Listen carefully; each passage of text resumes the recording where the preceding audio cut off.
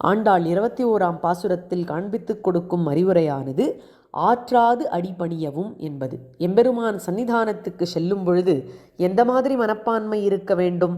நம்மிடத்தில் கைமுதல் ஒன்றும் கிடையாது, நாம் அகிஞ்சனர்கள் என்கிற மனப்பான்மையே வேண்டும். இதையே இப்பாசுரத்தில் வலி தொலைந்து உன் வாசற்கண் ஆற்றாது வந்து உன் அடிபடியுமா போலே என்று சொல்லுகிறாள் ஆண்டாள். எப்படி மாற்றார்கள் சத்ருக்களெல்லாம் தங்கள் வலிமை அனைத்தையும் தொலைத்து காகாசுரனைப் போல் 3 உலகங்களும் திரிந்து ஓடி இளைத்து விழும் காகமாக வந்து சேர்ந்தானோ, அதே போல் நாமும் வேறு கதியில்லாமல் எம்பெருமானை சரண் புக வேண்டும்.